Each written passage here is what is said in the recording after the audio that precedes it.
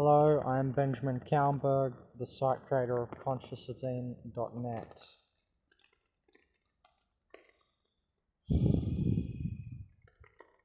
So here I have a Nature article on species extinction.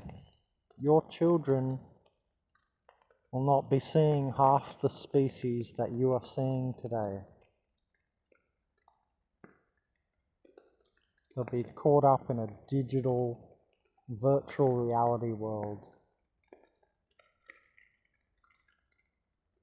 Anyway, I just want to start with halfway through the article, a random place to start. I know I wanted to start here because of this paragraph here, this sentence here. Because it mimics the exponential trend that we have just learnt on my coronavirus videos. If you've been watching the coronavirus videos, you understand that the coronavirus is moving in an exponential trend type of trend. This is a certain type of trend style where it goes flat, then straight up on the graph. It's going to be something pretty similar here, and that's why I wanted to read this on climate change and species extinction. We might initially see a small trickle of species being lost. That would be the flat part of the curve from an assemblage of species, right? But this will be followed by an abrupt loss of most species in the assemblage within the same decade. So in other words, you'll see a few species start to die off, and then suddenly it will accelerate, and there'll be a really abrupt change. So let's just go to the top of the article and go through this. The pace of biodiversity change in a warming climate.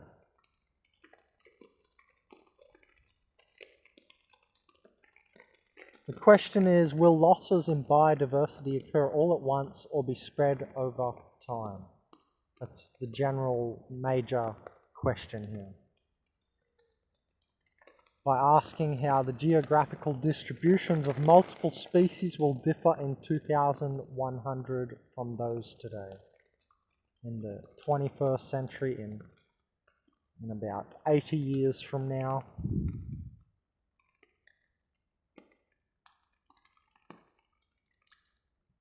The authors are trying to estimate the timing and synchrony of climate impacts on organisms globally. And they have done this by compiling geographical range maps for approximately 30,000 species, including birds, mammals, reptiles, amphibians, fishes, marine invertebrates, corals, and sea grasses. Using temperature projection models, using average annual temperature experience between 1850 and 2005. Remember, there's an article I am publishing, and I already published it, but I'm going to publish it again, called Another Apocalypse Layer, where it shows that the ice caps, the Arctic ice caps, are melting 6 times faster than the 90s. And we're going to see another chart down here to back that up again.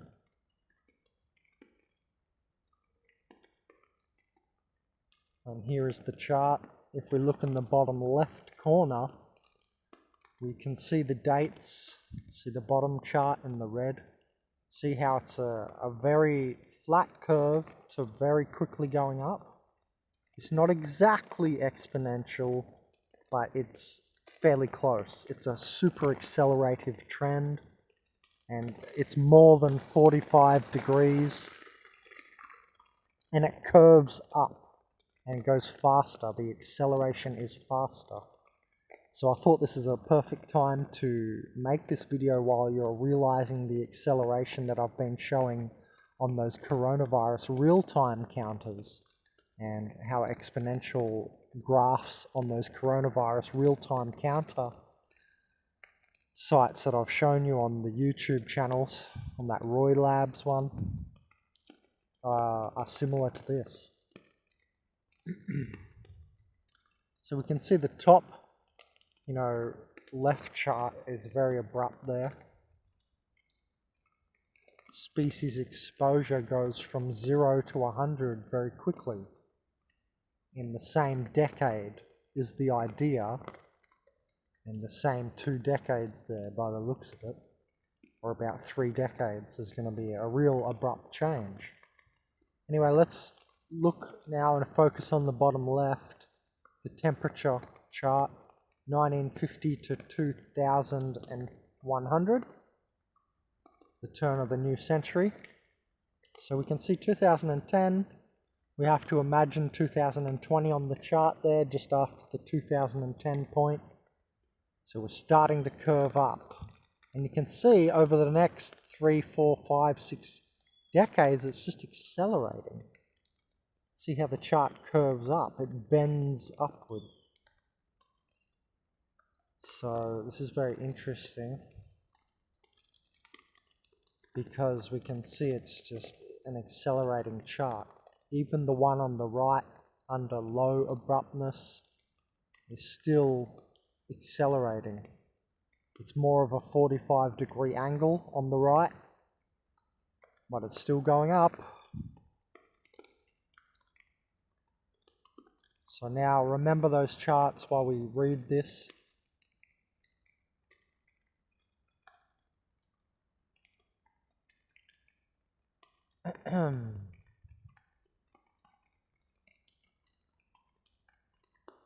Describing when species are predicted to encounter for more than 5 years higher annual average temperatures than they have previously experienced anywhere in their geographical range.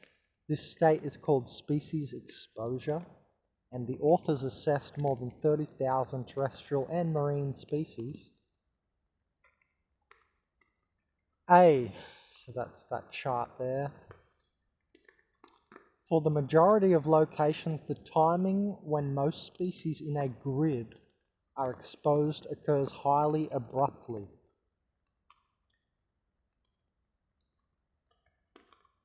For the majority of locations, the timing when most species in a grid are exposed occurs highly abruptly, as we can see in those left charts there.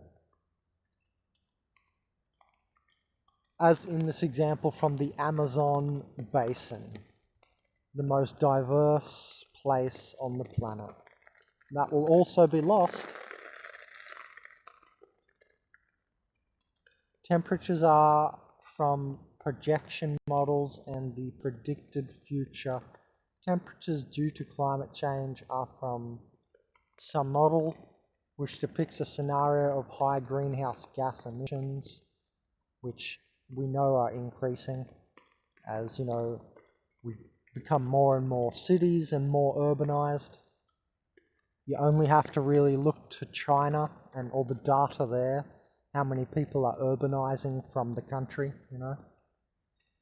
Anyway. And B, so the charts on the right, B, are low abruptness, by contrast in the Gobi Desert, located in northern China and southern Mongolia. Species exposure occurs with low abruptness. So on the left is actually the Amazon, and on the right is the Gobi Desert in China. So actually the Amazon is going to experience high abruptness of species loss. Interesting. Looks like I'm walking up from Uruguay to the Brazilian Amazon rainforest instead of going back to Australia. That looks like that's the path. No wonder I've been taught to learn all these food plant teaching plants, my food plant teaching series videos. This is going to be tough. I'm not ready. And I hate mosquitoes. Oh God. But I've been having visions that I'm to walk to the Amazon before it all dies. And as we can see, that's going to happen pretty abruptly. Now remember, the official apocalypse period is from 2012. So look at the chart there on the left bottom, 2010. The apocalypse is from 2012 to 2089, which is essentially most of this chart. So that's why this is a background meta apocalypse layer. See my other videos on the apocalypse layers, like biodiversity changes, for instance, monoculture depleting soil, cyber attacks increasing. That's another layer of the apocalypse. Right? Depopulation. Even depopulation via Agenda 21 and elite depopulation is a background layer of the apocalypse. There's many layers to the apocalypse, and as I said, they come on one by one, but as we progress through the apocalypse, they don't disappear, these layers, they just compound. We get multiple layers. So it may start with cyber attacks, that's not going to go away. Then we add in the biodiversity changes, that's not going to go away. Coronavirus for now is not going away, and it is a small layer. Right?